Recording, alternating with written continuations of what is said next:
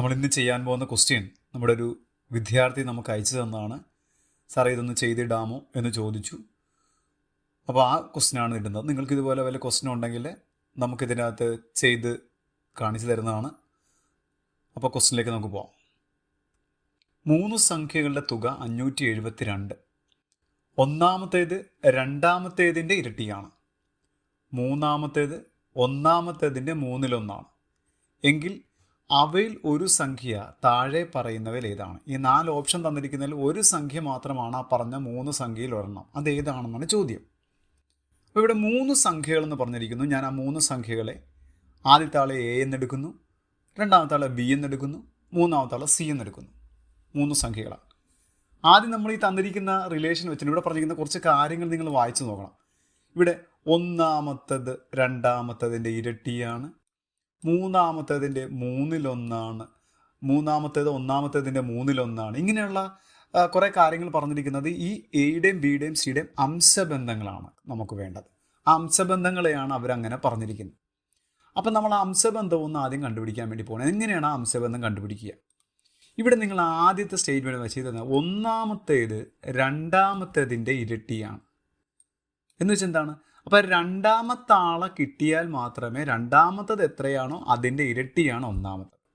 ഇപ്പോൾ രണ്ടാമത്തേത് 10 എന്നാണെങ്കിൽ ഒന്നാമത്തേത് അതിൻ്റെ ഇരട്ടി 20. ഇപ്പോൾ രണ്ടാമത്തേത് നമ്മൾ 50 എന്നെടുത്താൽ ഒന്നാമത്തേത് അതിൻ്റെ ഇരട്ടി 100.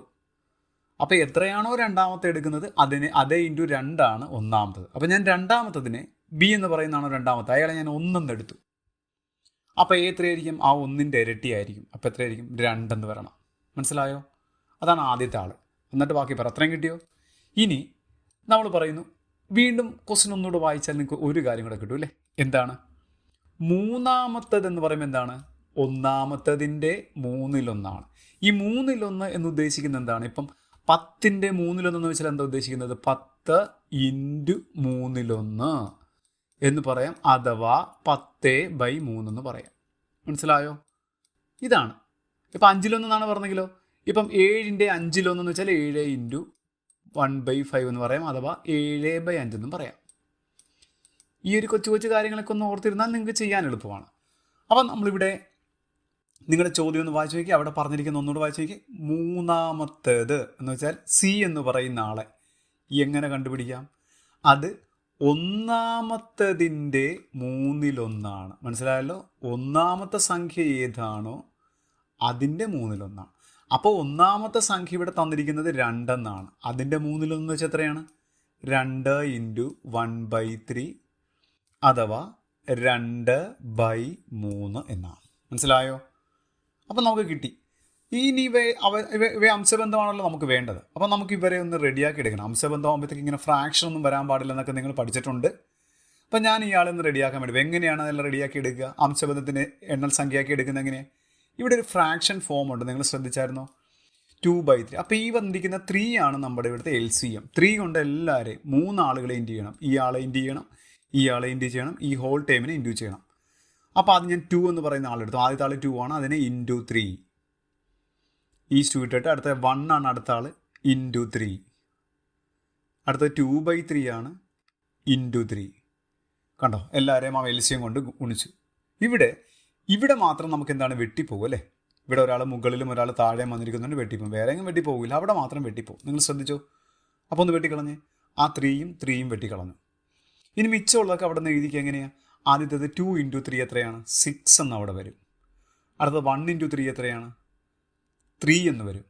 ഇവിടെ 2 എന്ന് മാത്രമേ ഉള്ളൂ, 2 എന്നും കാണിച്ചു. അപ്പോൾ നമ്മുടെ അംശബന്ധം നമുക്ക് കിട്ടി. അംശബന്ധം കിട്ടിയത് 6:3:2 എന്ന് പറയുന്ന നമ്മുടെ അംശബന്ധം. ഇനി നമുക്ക് സാധാ സംഖ്യകൾ നമ്മൾ മുമ്പ് പഠിച്ചിരിക്കുന്ന സാധാ മെത്തേഡ് നമ്മൾ ഉപയോഗിക്കാം. ഈ 3 സംഖ്യകളുടെ തുക എത്രയാണ്? 572 എന്നാണ് അല്ലേ? അപ്പം നമ്മളത് എഴുതിയിരുന്നു 572. ഈ 572 എന്താണ്? 3 സംഖ്യകളുടെ തുക എന്നാണ് പറഞ്ഞിരിക്കുന്നത്. തുക എന്ന് പറയുമ്പോൾ നമ്മൾ ഈ അംശബന്ധങ്ങളുടെയും തുക പറയണം. എന്ന് വെച്ചാൽ നമ്മുടെ ഈ അംശബന്ധം നമ്മളിവിടെ എഴുതിയിട്ടുണ്ട്. ഈ അംശബന്ധങ്ങളുടെയും തുക നിങ്ങൾ പറയണം. ഏതാണ്? 6 + 3 + 6 + 3 + 2 എത്രയാണത്? 11 വരും അല്ലേ? ആ 11 ആയിരിക്കണം നമ്മളിവിടെ ഡിനോമിനേറ്റർ 572 താഴെ കാണിക്കേണ്ടത്. ഉണ്ടോ? തുക എന്ന് പറഞ്ഞിരിക്കുന്നതുകൊണ്ട് തുക കാണിക്കണം താഴെ. വ്യത്യാസം ഒന്നാണെങ്കിൽ നമ്മൾ വ്യത്യാസം കാണിക്കും. ഗുണനഫലമാണെങ്കിൽ ഗുണനഫലം കാണിക്കും. അങ്ങനെയൊക്കെ പഠിച്ചിട്ടുള്ളതാണ് നിങ്ങൾ. അംശബന്ധ അനുവാദം പഠിക്കുമ്പോൾ നമ്മൾ പഠിച്ചിട്ടുള്ളതാണ്. അപ്പം 572/11. ഈ 11ഉം 572 കൂടെ വെട്ടുക. വെട്ടുമ്പോഴത്തേക്ക് നമുക്ക് 52 കിട്ടും. വെട്ടാൻ അറിയാത്തവർ, ഞാൻ ഇതിൻ്റെ അകത്ത് എൻ്റെ യൂട്യൂബ് ചാനൽ തന്നെ ഡിവിഷൻ എന്ന് പറഞ്ഞ സാധനം നമ്മൾ നല്ല വൃത്തിയായിട്ട് തന്നെ എക്സ്പ്ലെയിൻ ചെയ്തിട്ടുണ്ട്. നിങ്ങളതൊന്ന് നോക്കിയാൽ മാത്രമാണ്, നോക്കിയിട്ട് മാത്രം ഇങ്ങോട്ട് വന്ന് ചെയ്യാം. 52 കിട്ടിയല്ലോ. ഇനി വീണ്ടും നമ്മൾ എന്ത് ചെയ്യണം? സംഖ്യകൾ, ആ 3 സംഖ്യ കണ്ടുപിടിക്കണം. അതിന് നമ്മൾ എന്ത് ചെയ്യണം? നമ്മുടെ അംശബന്ധം നമ്മൾ കാണിക്കും. എന്തായാലും നമ്മുടെ അംശബന്ധം 6:3:2 എന്നാണ് നമ്മുടെ A:B:C. നമ്മൾ ആ എല്ലാ ആളുകളെയും 52 വെച്ച് ഗുണിക്കണം. നമ്മുടെ 3 ആളുകളെ 52. ഇപ്പോൾ 52 കിട്ടിയിട്ടുണ്ട്. ആ കിട്ടിയിരിക്കുന്ന 52. അപ്പോൾ 6നെ ഞാൻ 52 വെച്ച് ഗുണിക്കുമ്പോൾ എത്ര കിട്ടും?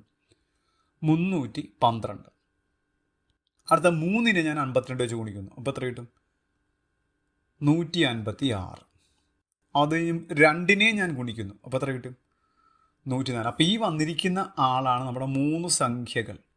ഈ 3 സംഖ്യയിൽ 312 ഇവിടെ എവിടെയെങ്കിലും ഉണ്ടോ? ഈ ഓപ്ഷൻ നോക്കിക്കേ, 312 ഇല്ല.